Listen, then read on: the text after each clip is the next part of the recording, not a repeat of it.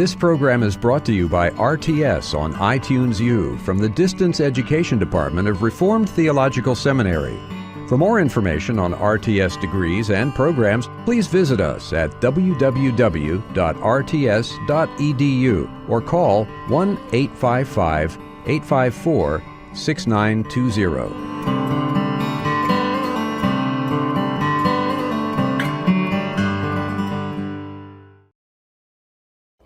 Well, now I've been warning you that we're going to come to Kant. Kant, tremendously important figure both in philosophy and in theology. And several sessions ago, I put on the board the list of rationalists: Descartes, Spinoza, Leibniz, and the list of empiricists: Locke, Berkeley,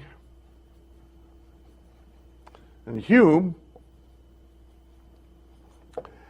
And these were the rationalists were on the continent of Europe. The empiricists were in the English-speaking world. And they just went on their daily business, pretty much. For the most part, not being influenced by one another. The continental people rarely read the English writings, and the Englishmen didn't read the continental writings either. And that's pretty much the way it's been in philosophy down through the years. In the 20th century, you have the existentialists on the continent, and you have the language philosophers in the English-speaking world.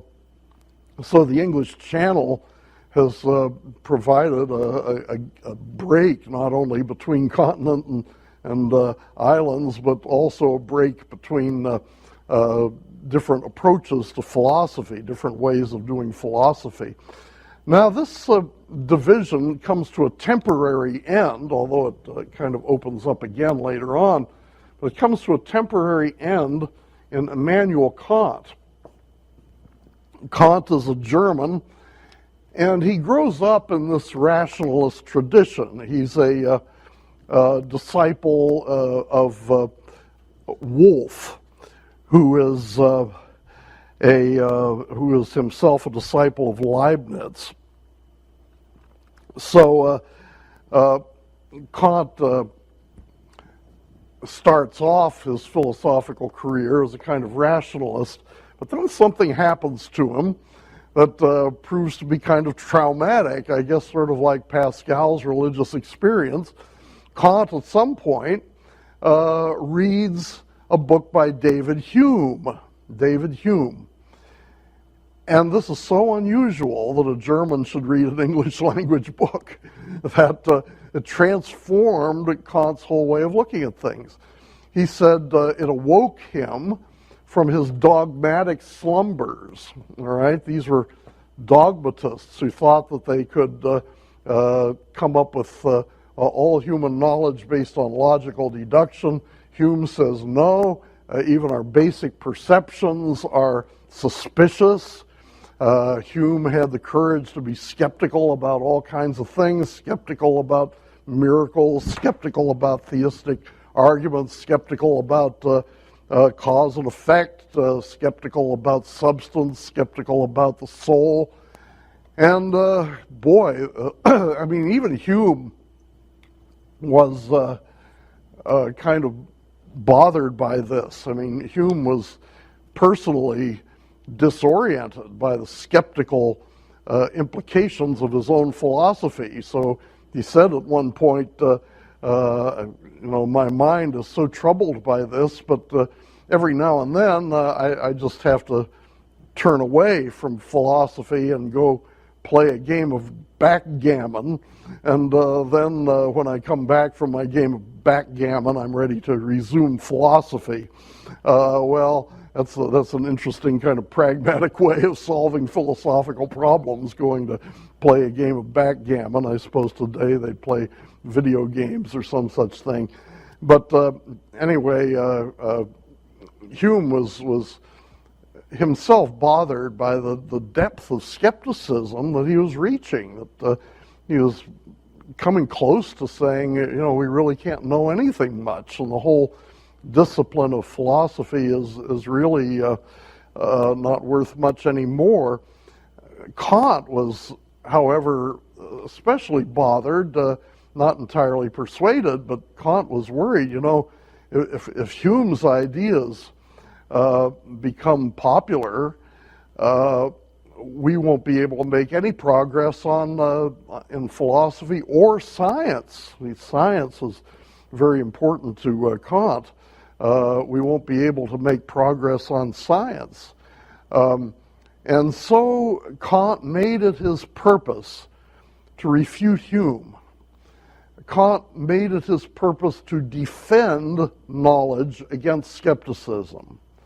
Kant made it his purpose to defend knowledge of science and mathematics particularly, but he also wandered into ethics and theology and any number of other subjects. So Kant is a tremendously important thinker, and everybody after Kant is deeply influenced by Kant. Indeed, the liberal theologians of our own time are deeply influenced by Kant.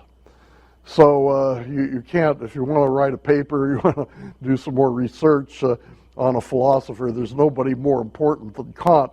Although Kant is very difficult to read. Kant was able to write clearly in his essays, but he wrote, when he was over 40, he wrote this book called The Critique of Pure Reason, which is a terrible book so far as its writing is concerned. He just gathered a lot of notes and scattered them together and got this Critique of Pure Reason. But everybody said it was such a wonderful book that after the time of Kant, everybody sort of imitated the Critique of Pure Reason, both in style and in content. And so that made a real mess of the philosophical writing tradition. But anyway, it is possible to, even though it's a very obscure book, it's a very profound book, and it is possible to find out what Kant was driving at, and we'll try to accomplish that here. As I said some time ago, the most important philosophical syntheses have been those of Plato, Aristotle, Aquinas, and Kant. Kant develops the basic framework of thought, which has controlled every non-Christian philosophy and every liberal theology since his time. Kant attempts to reconcile continental rationalism with British empiricism. As an empiricist, he wants to curb the pretensions of speculative reason. So his book is called The Critique of Pure Reason, and his second book is called The Critique of Practical Reason, and he also wrote a book called The Critique of Judgment. So he's a critical writer. People sometimes, when they don't want to use the name of Kant, they simply refer to the critical philosophy. That's the philosophy of Kant. As an empiricist, he wants to critique the pretensions of reason, but as a rationalist, he wants to establish the certainty of knowledge in science and mathematics. See, the strength of rationalism was certainty. The strength of empiricism was criticism. And Kant wants to have both. He wants to have certainty, dogmatic certainty. He wants to have certainty and also have the ability to criticize ideas that are not legitimate. Now, to do this, he develops, what's he going to do? Is he going to be a rationalist, reducing everything to mathematics? Or is he going to be an empiricist, reducing everything to sense experience? Neither one. He comes up with a third alternative, which he calls the transcendental method, okay? Transcendental method.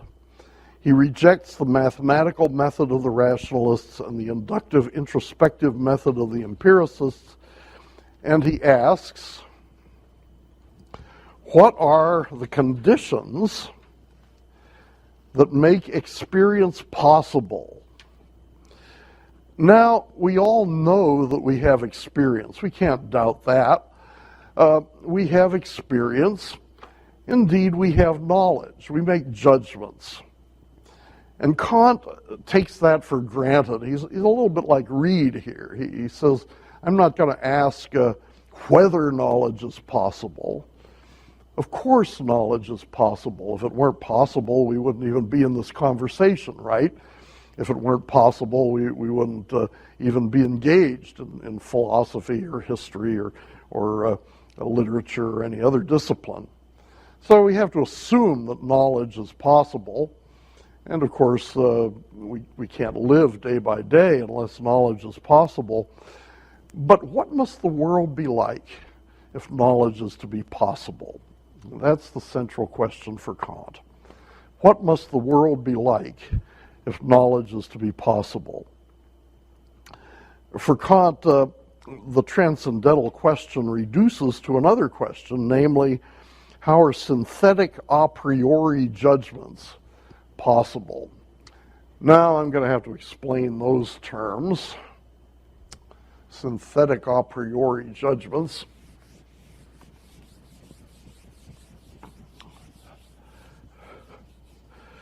First, let's look at a priori.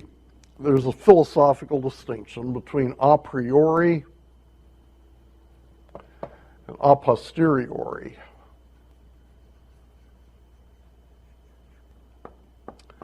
A priori simply means what comes before.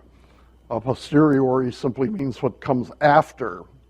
And what comes in between these two is what we might call inquiry. This is where you ask a question and you try to come up with knowledge, try to come up with information, try to come up with an answer to your question. When you engage in an inquiry, there is some knowledge that you have before the inquiry, and there's some knowledge that you get out of the inquiry, that results from the inquiry. So the knowledge that you have before the inquiry, these are your assumptions, your presuppositions, the knowledge that you've got in the past that you bring to the task.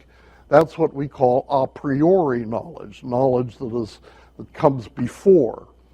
And then you learn something from the inquiry, and you record the results. And the results of your inquiry can be described as your a posteriori knowledge. Now, if you're a philosopher, of course, you ask this question in a much more radical way. And you say, is there any knowledge that comes absolutely before all other knowledge? Not just a particular inquiry, but knowledge that comes before anything else. Knowledge that comes before knowledge in general, knowledge that comes before the whole body of knowledge. Now, some philosophers have said no. Locke said basically there is no a priori knowledge. The mind is born with a blank slate. And the knowledge that we have all comes from experience. So all our knowledge is a posteriori. All knowledge is part of this process of inquiring and looking around and getting data from the eyes and so on and so forth. But most philosophers, and this certainly includes Plato, this certainly includes Augustine, because remember Plato and Augustine believed that some knowledge was innate, so some knowledge we're kind of born with, or at least we have the capacity to get that knowledge almost immediately. Remember the slave in the Meno dialogue who was supposed to have knowledge of geometry in his head before he even learned it. Well, that's the idea of a priori knowledge, that we have some knowledge in our heads before we go out and learn anything. Okay, in Christian theory of knowledge, I would say that our fundamental presuppositions are the a priori. That is, when we go out to study God's world, we should be assuming God's revelation. So God's revelation is our presupposition, our a priori. And then what comes out of knowledge would be our a posteriori. Well, these rationalists all thought you have to begin somewhere. For Descartes, the a priori is my self-knowledge. I am thinking, I am doubting. And so I doubt, therefore I am, and so on. So you start with your axioms or your assumptions, and you build the fabric of knowledge out of those. So that's the distinction between a priori and a posteriori. Now there's another distinction that Kant is interested in, and that is between analytic and synthetic.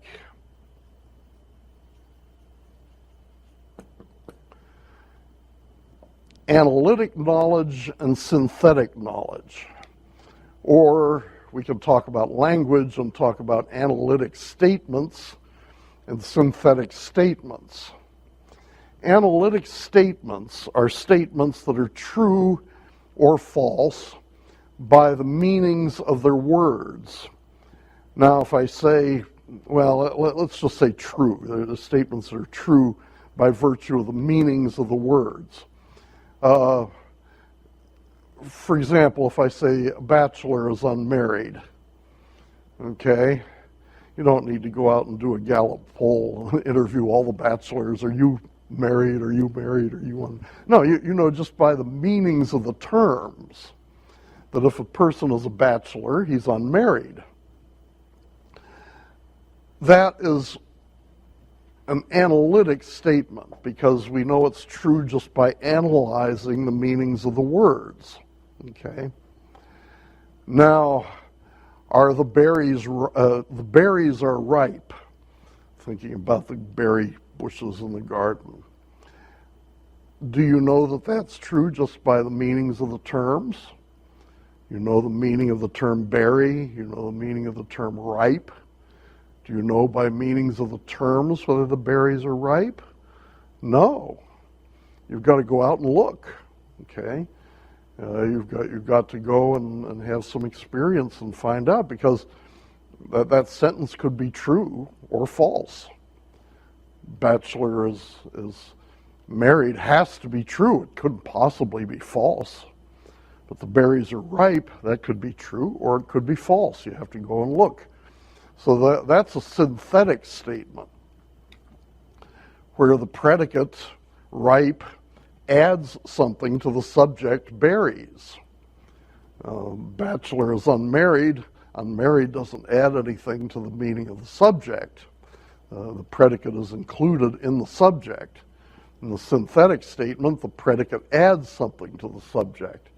And so you can tell the truth of an analytic statement just by looking at the meanings of the words, but you can't tell the meaning of a synthetic statement by looking at the meanings of the words. Okay, now, in David Hume's philosophy, and this is also true of logical positivism in the 20th century, it's true of a number of thinkers, there's a rough correlation between a priori and analytic and between a posteriori and synthetic. Analytic statements are a priori, okay? If I say the bachelor is unmarried, you know that before any experience, right? And you don't have to go around surveying bachelors in order to find that that's true. Analytic a priori. If I say the berries are ripe, that is an a posteriori statement, because you get that from going out in the garden and looking. You don't get that from the language, you get that from going out in the garden and looking. So it's kind of plausible, and some philosophers have taken this point of view, to say that all a priori knowledge is analytic, can be expressed in analytic statements, and all a posteriori knowledge can be expressed in synthetic statements. And of course, all synthetic statements are a posteriori, all analytic statements are a priori. Now, Kant is going to break that rule, all right? And it's very important to Kant that we are able to break this rule. Kant believes that there are some statements that are synthetic and a priori, okay? synthetic and a priori.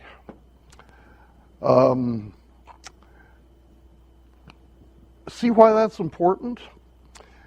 Kant is saying that contrary to Hume, there's some things that we know that are factual statements about the world, that are not just about language, but factual statements about the world that we know before any kind of experience. One of them is every event has a cause, okay? How do you know that that's true? You can't know that that's true just by virtue of the language. It's not analytic. But you know that before you go into any kind of research. It's an assumption. It's a presupposition. Here Kant's a little bit like Thomas Reid, isn't he? He's assuming that there's some factual things that we know before we go into any kind of study. Nothing can be both red and blue all over at the same time, all right? Now, what is that? Is that an analytic statement? Can you tell that that's true just by the meaning of blue? And by the meaning of red, were those the two colors, red and blue? And same time? Well, a lot of people, some people would say yes, some people would say no. But that's the kind of argument that you get into. Kant, at least, would say that that is also synthetic a priori. You know that that's true, but you can't absolutely prove it by some means other than what we're talking about here. Well,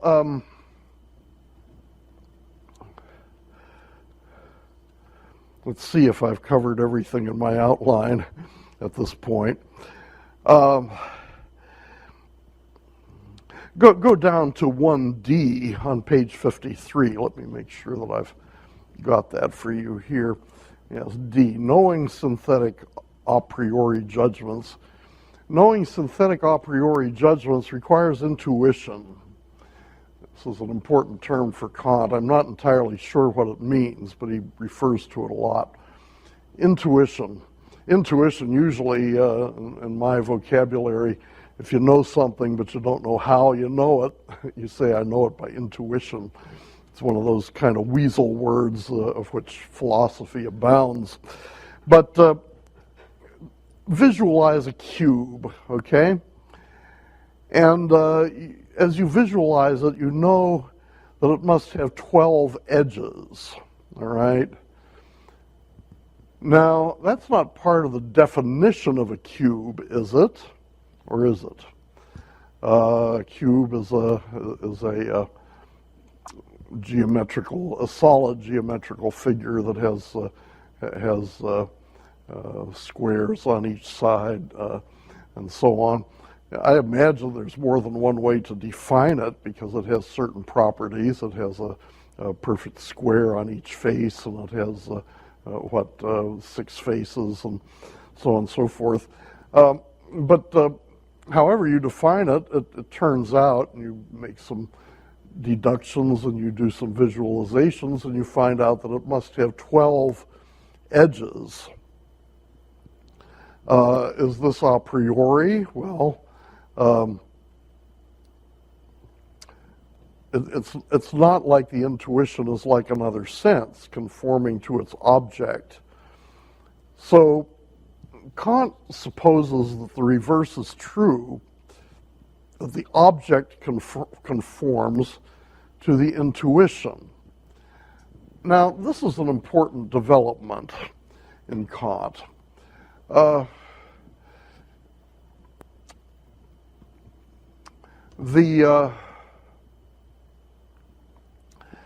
Kant says that the human mind, the intuition specifically, creates the structure of experience.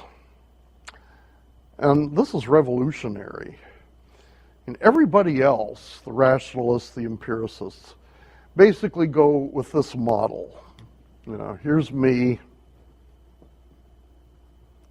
here's the world, and the world kind of imposes itself on me. I get knowledge in my head because of the world, of the way the world is.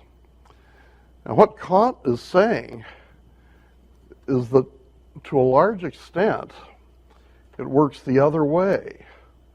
The mind imposes a certain order on experience. And much of the structure of experience is there not because of something in the world, but because of something in us. Here's a parable that I've found helpful. I don't know where it comes from. I think it may have come from Gordon Clark. I don't know, but imagine that there's a shelf down in your cellar of jelly jars, jars that are filled with jelly, and they're all cylindrical, okay? And they're intelligent, all right? Intelligent jelly jars. They're not only intelligent, but they're philosophical jelly jars. And they spend their time discussing this philosophical problem. Why is it that jelly, when it's poured into us, always takes a cylindrical shape? And some of the jelly jars are scientific, and they examine the chemicals and they examine the properties of the jelly, and they don't find anything. They don't find anything about jelly that forces it into a cylindrical shape. And they battle about this for days and months and so on and so forth. And finally, there's this one very intelligent jelly jar. This is Immanuel Kant. There's an intelligent jelly jar who says, consider this, that the reason why the jelly takes a cylindrical shape is because that's our shape.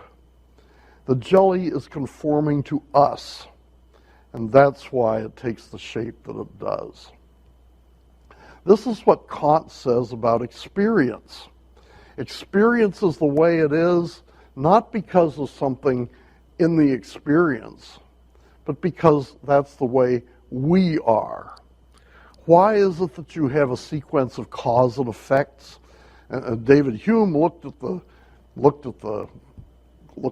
billiard balls and looked at causes and effects, and he didn't see anything that any kind of necessity in the relationship between a cause and the effect.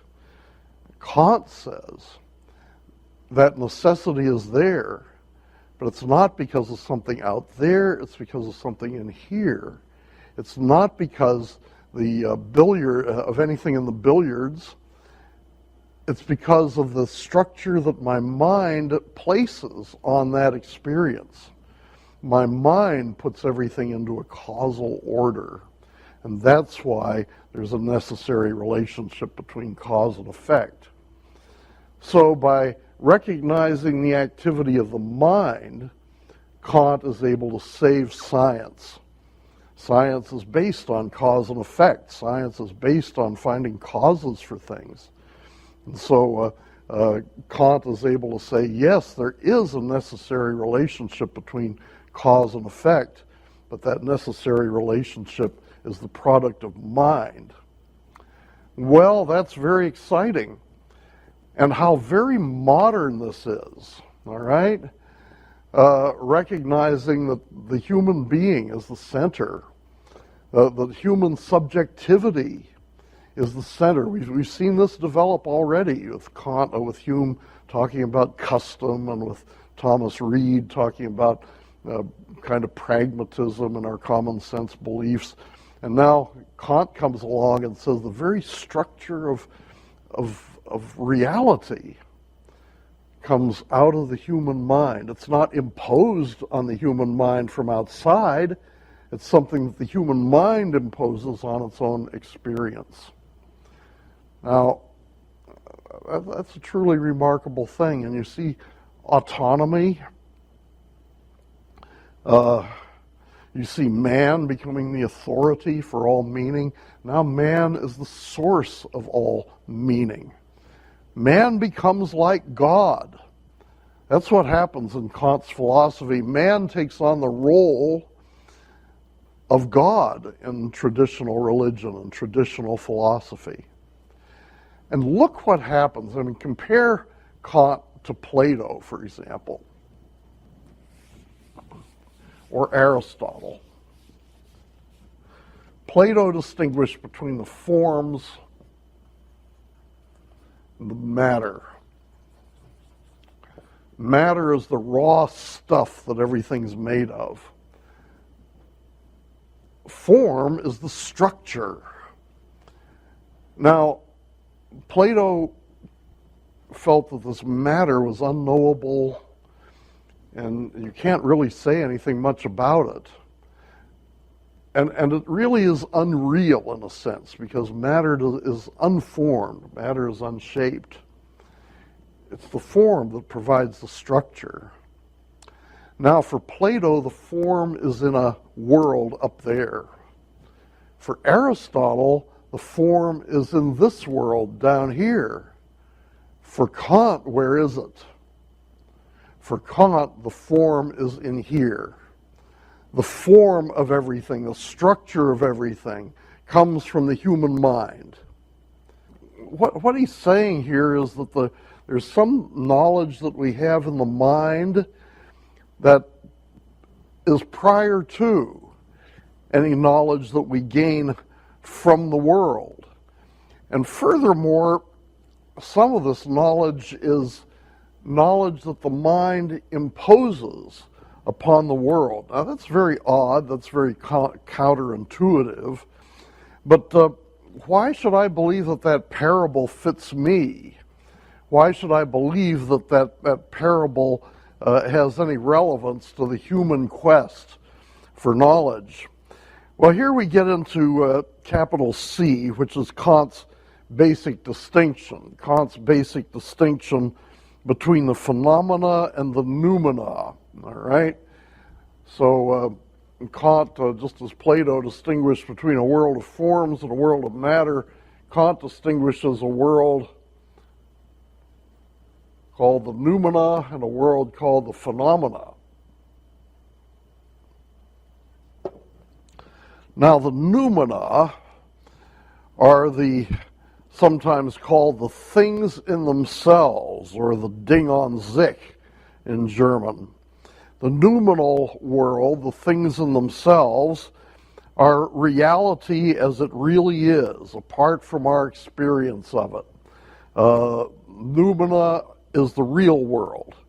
And it's the real world apart from appearances. You know, all through the history of philosophy, people have been trying to distinguish between appearances and reality.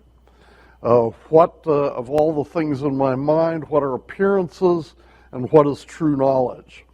And basically what Kant says is that the true knowledge, the true world as it really is, apart from my thoughts, apart from any experience of it, I can't. That's the noumenal world, and I can't know it. I can't know what the world really is.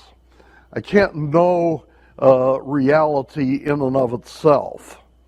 We know that there is such a thing. We know that there is a noumenal world, but we can have no knowledge of the noumenal world beyond that. By definition, the noumenal world is what the world is beyond our experience. And we can't know the world beyond our experience. We can only know what we experience of the world. And that's essentially Hume's position. And at this point, Kant basically accepts Hume's skepticism. In fact, he even goes beyond Hume's skepticism. He says we can't know anything of the real world. We can't know anything of the world as it exists beyond our experience. Total skepticism as to what is finally true.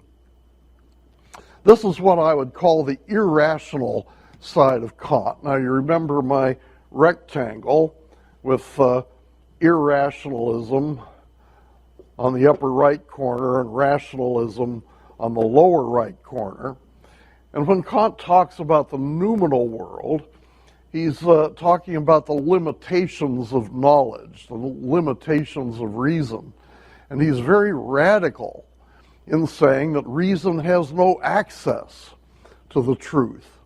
So here's irrationalism in a very strong sense with Kant. But there's also a rational side, a rationalistic side of Kant.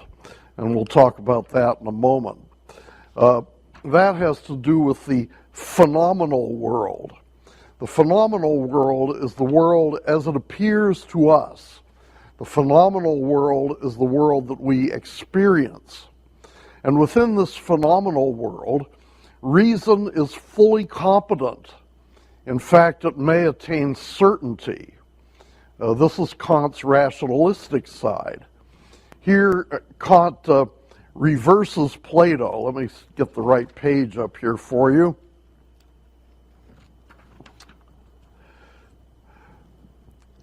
This is the phenomenal world in which reason is fully competent. That is, we are perfectly competent to know our experience, to understand our experience. And within the area of experience, reason is fully competent. It may attain certainty. It's interesting that Kant almost reverses Plato. For Plato, the material world is down here, and it can't be understood. Matter is constantly changing, constantly flowing around. It's imperfect, it's muddy, it's filthy, and you can't really know it. You can only know the forms, which are the perfect, abstract, changeless archetypes of matter. The forms are up there, matter is down here. Now what Kant is saying, Kant has a similar distinction. And when we think of Kant's noumenal, we think of it as up there. When we think of Kant's phenomenal, we think of it as down here. But for Kant, it's the noumenal that we can't know. The noumenal is really like Plato's matter. And the phenomena is the world that we have structured. It's the world that the jelly jar has formed to be cylindrical. It's the world that we have imposed the forms with our mind, the forms of cause and effect, and singularity and plurality, and so on. And that's what we know. So it's almost as if what Plato thought of as the world of forms is down here. And what Plato thought of as the world of matter, the unknowable world of matter, is what Kant puts up there. So Kant kind of reverses the structure of Plato's universe. Plato's forms down here, Plato's matter up there. Well, let's think a little bit more about the phenomenal world. For Plato, the world of experience is the world of mere opinion. In another world, the world of the supremely real forms is the real world of certain knowledge. The structure of the phenomenal world, in fact, for Kant, is not only apprehended by the mind, but contributed by the mind. So, where do the forms come from? Plato didn't know. For Plato, it was mysterious. For Augustine, the forms come from God. For Augustine, the forms are in the mind of God.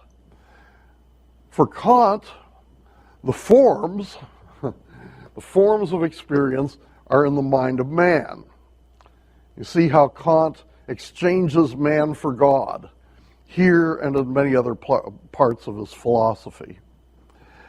Let's talk about how the mind imposes structure on the world. Kant understands this kind of like an assembly line, almost. We have several stages. Let's say we have raw data.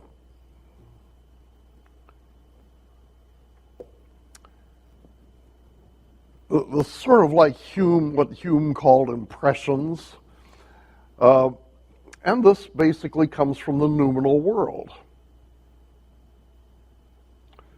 This comes from the real world. But that real world has to come into our mind before we can experience it. So we don't know the real world. We don't know the noumenal. We don't know the raw data. We only know these as they come into our minds and the mind processes them. And Kant wasn't the first person to say that. Aristotle talked about the active intellect, which takes the data of the senses and reworks it and shapes it and so on and so forth.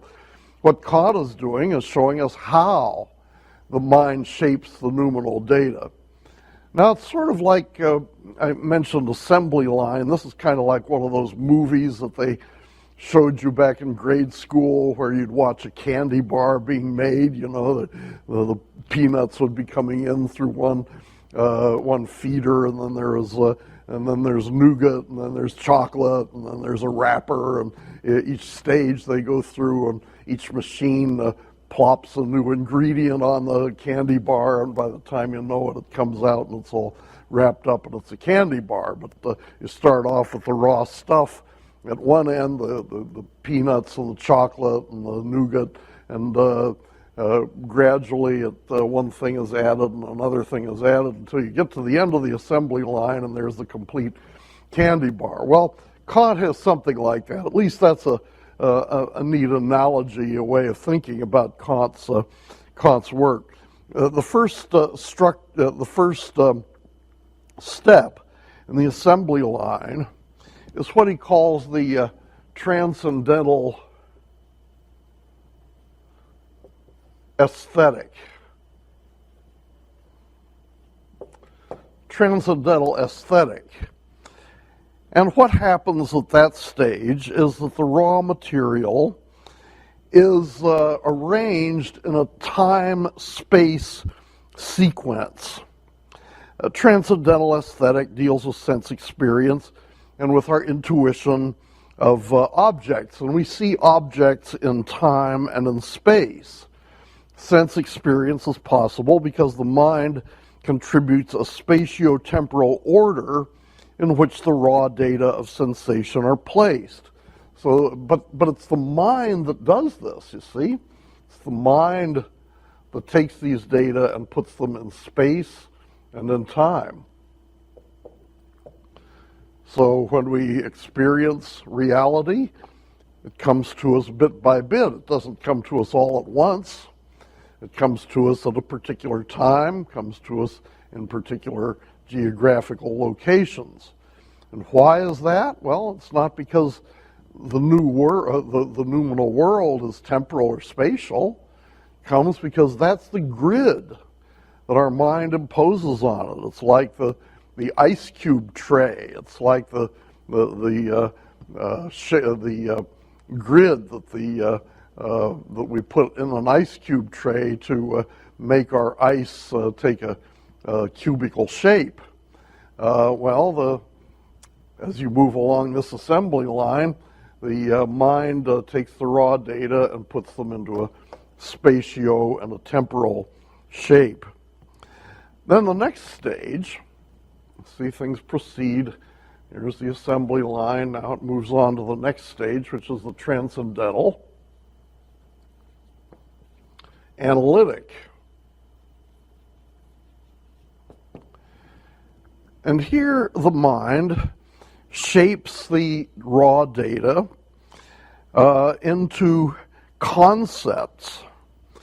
The first stage has to do with sensation. This has to do with understanding, a higher level of knowledge. And here we have concepts. Remember how Thomas Reid said that the mind forms concepts of the things that it knows. Here we have concepts that unite particulars together under common features. In Kant's view, all knowledge requires both sense experience and concepts. Kant says that thoughts without content are empty. Intuitions without concepts are blind. Intuitions without concepts are blind. In other words, if we just saw blue shapes and loud noises, we wouldn't know what they are. It's at this point where we determine what they are. So you need both this and this in order to form knowledge. Well, at the transcendental analytic stage, understanding is possible because the mind contributes the categories by which sense experience can be rationally analyzed. Categories such as substance, unity, plurality, causality, possibility. That is to say, the mind produces the laws of nature. Concepts, laws of nature.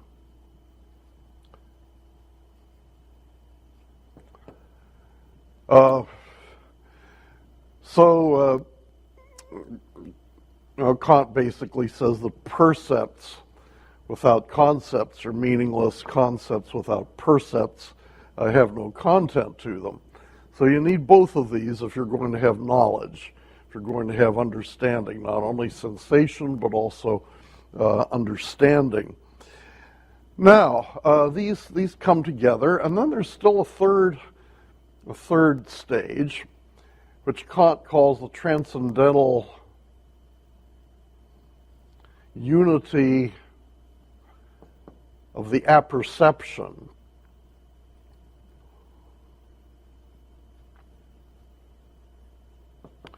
Kant never uses a simple expression where he can use a technical expression. The transcendental unity of the apperception is the subjective side of it all. We have here the sensations, we have here the understanding, and here we have the knower. Remember, I told you before that in all knowledge you have norms, you have objects, and you have the knower. This is the subjective side. This is the existential perspective. If you want, this is the transcendental analytic. This is the transcendental. This is the transcendental aesthetic. This is the transcendental analytic, with the rules and the concepts. And this is the subjective. This is the transcendental unity of the apperception. The previous two steps presuppose that all categories are manifestations of a single synthesis, a single unification of experience. I can have concepts because I can apprehend multiple representations in my mind at the same time. So what this means is you've got to have a mind in order to sense things, in order to analyze and understand things. You've got to have a mind. You've got to have a knower. You've got to have somebody who carries on the work of knowledge. So therefore,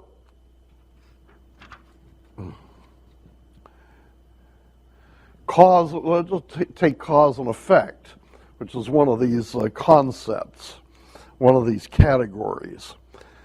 Why is it that cause and effect are invariably conjoined? And we want to say they're necessarily conjoined, although Hume said, I don't see that. I don't see how they're necessarily conjoined. Kant says, it's part of our intuition. We know that they're necessarily conjoined. That's an example of a synthetic a priori truth. We know that they're necessarily conjoined. Not because there's some mysterious power in the natural world that connects the cause with the effect.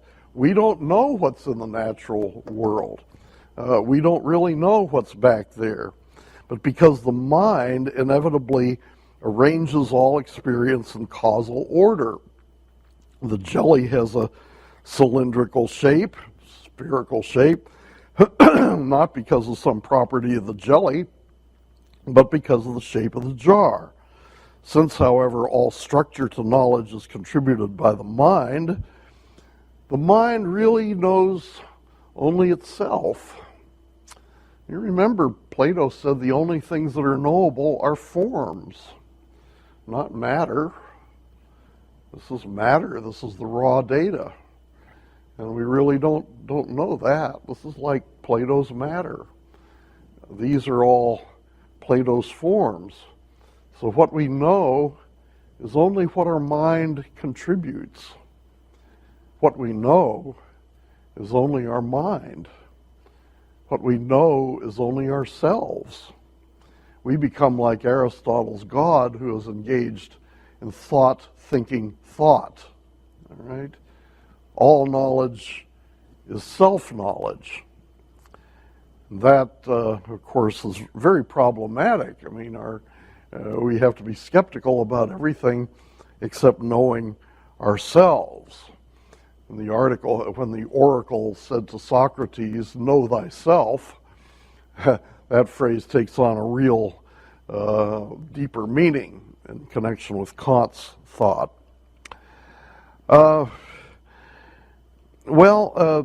So Kant is very deeply skeptical, really. He deceives us into thinking that we're knowing something by funneling all of this through this mental process. All we know is our own thought. All we know is our own mental process. Okay, let's look at some other things that Kant has to say. Kant is critical of metaphysics. Remember, metaphysics is the attempt through philosophy to understand the basic features of the universe. And you can tell that Kant, because he believes the noumenal is unknowable, he's going to be very skeptical about metaphysics. He's going to say that through philosophy we can't know the structure of the world. We can't know anything about the world. And so we can predict this. In Kant's view, the mind errs whenever it attempts to make judgments about matters beyond experience, that is, about the noumenal world. Now, there's a section in Kant's critique where he talks about the transcendental dialectic, all right? And you might think that this is another stage in the assembly line, transcendental dialectic, but it's not a stage in the assembly line. For Kant, this is something bad, all right? This is deceitfulness. This is something that we should not engage in. This is not part of the road to knowledge. The transcendental dialectic occurs, and by the way, the word dialectic simply means a kind of critical exchange of ideas. Plato's dialogues were called dialectic because you'd have different views being exchanged back and forth. We'll see later that Hegel's philosophy is called dialectical because you have a positive idea going up against a negative idea, and the clash of the two leads to a higher idea. Well, Kant is not quite that sophisticated, but his idea of a dialectic is that you have a kind of self-contradiction that occurs. A clash of two ideas that leads you to a contradiction and therefore to no knowledge at all. All right? That's the nature of the transcendental dialectic. Now, the dialectic includes several sub-forms. One is the paralogism. Kant thinks that when you try to argue for an immortal, immaterial soul, you are committing a fallacy, which he calls a paralogism. Now you remember, this is a subject that's come up often in philosophy. The soul, remember Augustine, God and the soul, that's what I want. Excuse me. Descartes, I think, therefore I am. The soul and God, the soul is the first thing that I know. But Hume looks around and he doesn't find any soul, all right? Berkeley looks around and he says everything is soul. Hume can't find the soul.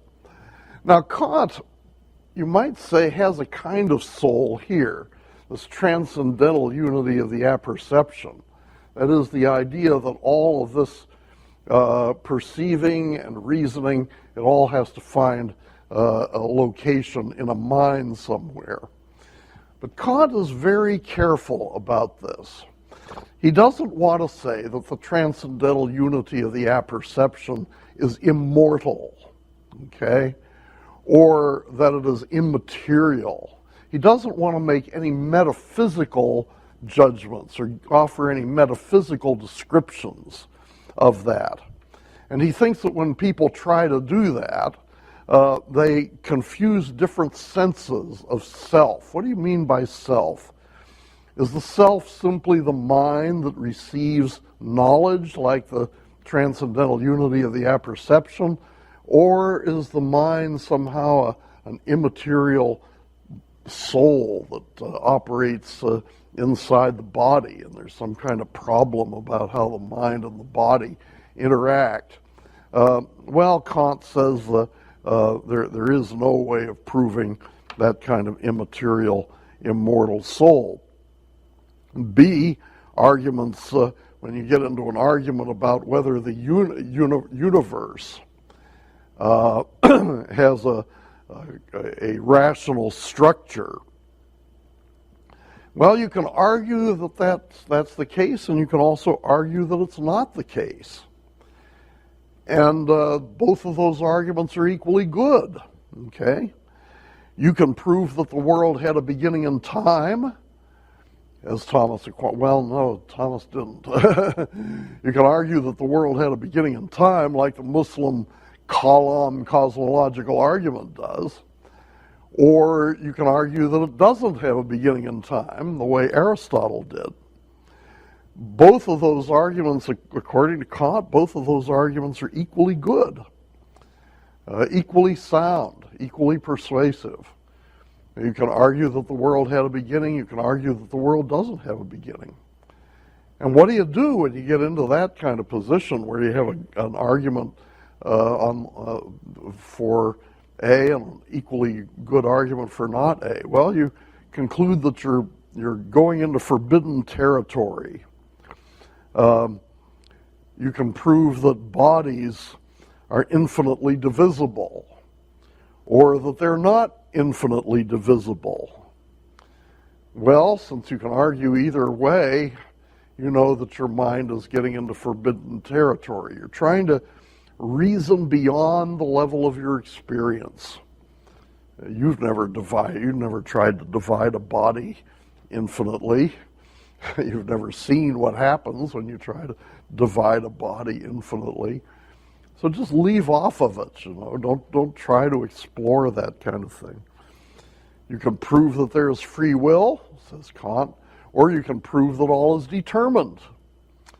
And Kant's conclusion is that neither conclusion is right, and you just have to give up on that whole idea, because that's beyond anything we can experience. Or you can prove that there's an absolutely necessary being, God, okay?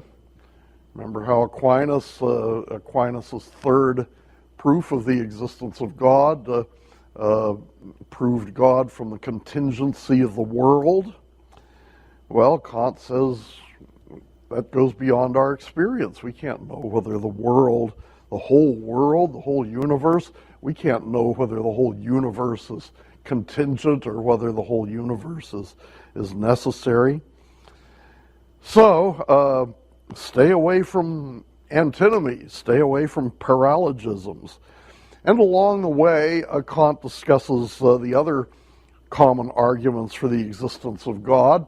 He says that the teleological argument is the most persuasive. He kind of likes the idea that you look up in the sky and you see the stars and you ask yourself, you say to yourself, somebody must have made this. I mean, this seems to have a purpose, it seems to have a structure, but you can't really make that into an argument. It doesn't prove anything. It kind of impresses the mind, but it doesn't prove anything. And he says the cosmological rests on the ontological argument, and then he says the ontological argument is worthless because he has the theory that existence is not a perfection. Existence is not even a predicate, says Kant. I'm not going to take time with that now. I think Kant is way off the track on that point, but that's something that he says about the ontological argument. The conclusion, he doesn't think you can prove the existence of God the way Thomas Aquinas did, or the way Descartes did, or the way any of the rationalists did. So stay away from metaphysics, although metaphysics does have some legitimate use. What Kant, here again he makes another distinction. Metaphysics does not have a constitutive use, but it has a regulative use. The constitutive use is to try to prove the existence of things. Free will, God, universal structure. That's what metaphysicians try to do, to prove that certain things exist. Kant says you can't do that.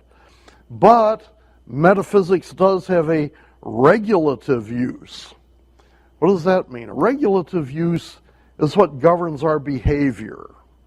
A regulative use is what governs our habits, the way we perceive things, the way we do things.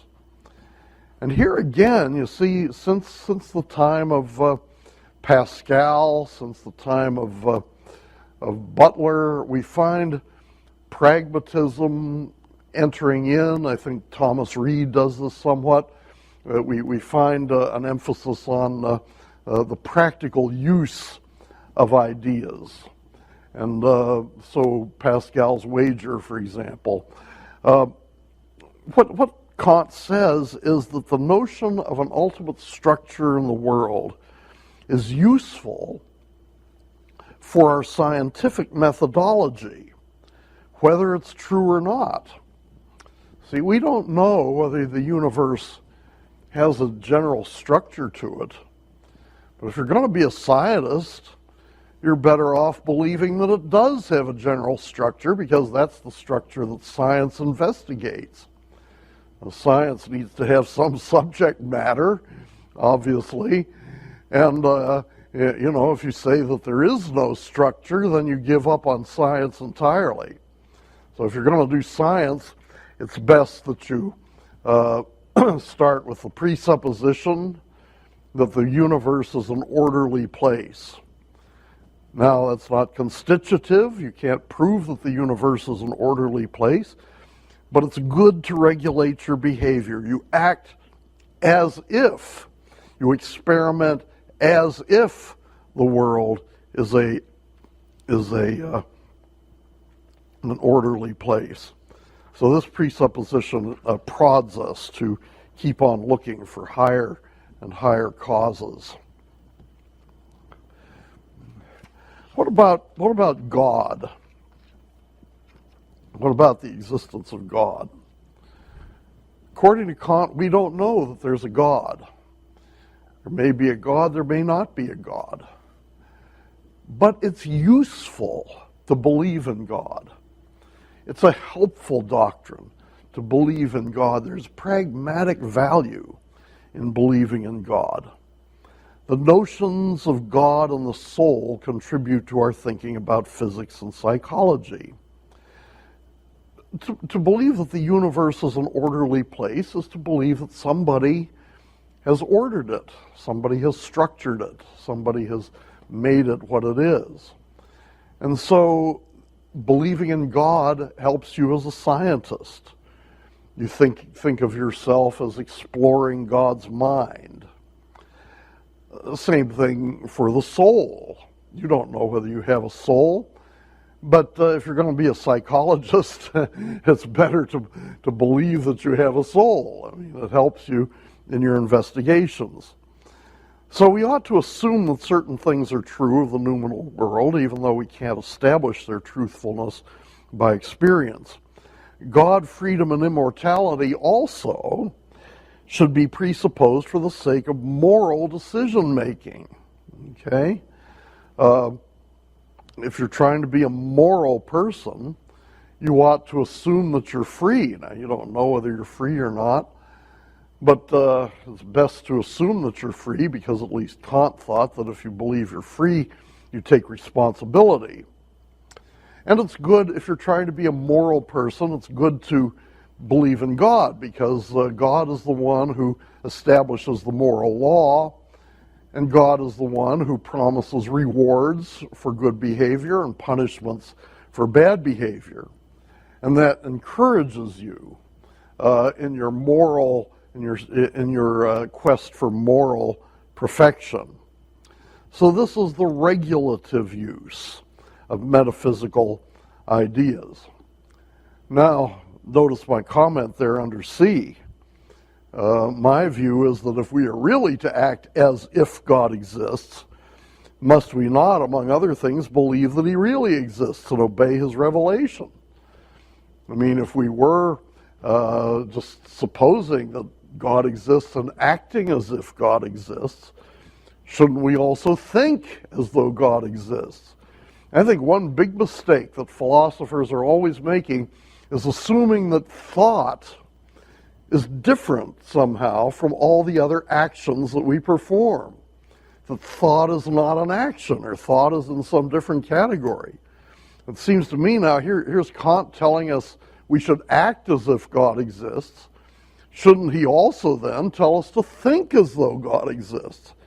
And if we think as though God exists, why shouldn't we actually believe that God exists? Well, Kant fails to see that, though. He urges us to act as if God exists, but only in certain very artificially compartmentalized areas of life. The preceding program has been brought to you by RTS on iTunes U and may not be reproduced or disseminated in part or in whole for sale or for profit without express written consent. For more information on RTS degrees and programs, please visit us at www.rts.edu or call 1-855-854-6920.